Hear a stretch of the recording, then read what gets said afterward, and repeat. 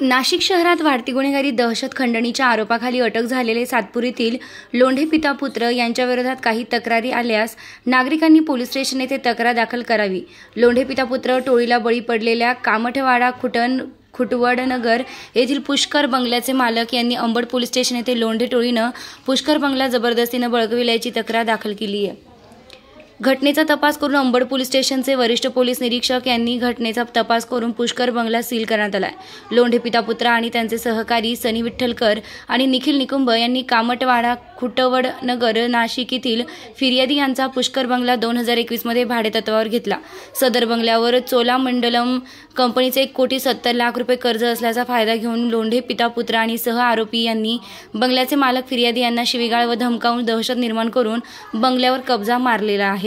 ही कार्यवाही अंबड पोलीस स्टेशनचे वरिष्ठ पोलीस निरीक्षक जगवेंद्र सिंग राजपूत यांनी नाशिक शहर पोलीस आयुक्त संदीप कर्णिक यांच्या आदेशाने सदर बंगला हा सील करण्यात आलेला आहे।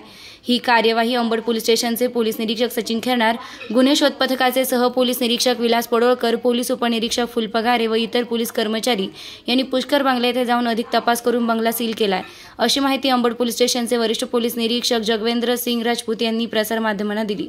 निर्भीड ज्योत न्यूजसाठी आशा मोरे कडक, कार्यकारी संपादिका।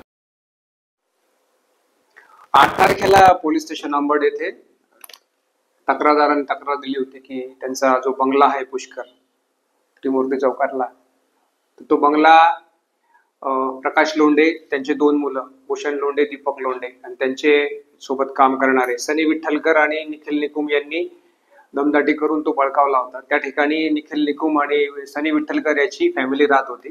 तक्रार घेतल्यानंतर शहानिशा केली।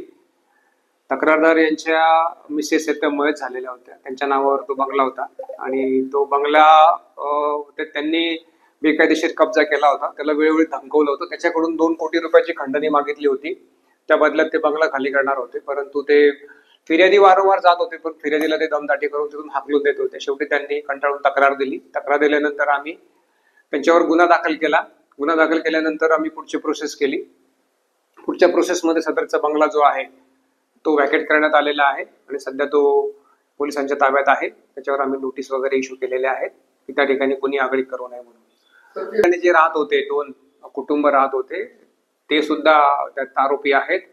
वास्तविक पाहता त्यांना सुद्धा माहिती होतं की हा बंगला बळकावलेला आहे। त्या ठिकाणी सुरुवातीला प्रकाश लोंढे आणि त्यांच्या 2 मुलांनी कार्यालय स्थापन केलं, संपर्क कार्यालय केलं होतं त्या ठिकाणी, परंतु काही तो कार्यालय त्यांनी तिथे स्थापन केल्यानंतर हे जे 2 आरोपी आहेत सनी विठ्ठलकर आणि निखिल निकुम, तर या दोघांना तिथे त्या ठिकाणी वास्तव्यासाठी राहण्यास सांगितलं।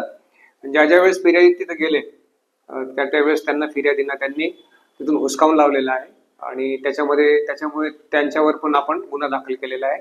सध्या 3 आरोपी हे एका गुन्ह्यात अटक आहेत, 2 आरोपी फरार आहेत, त्यांचा शोध चालू आहे।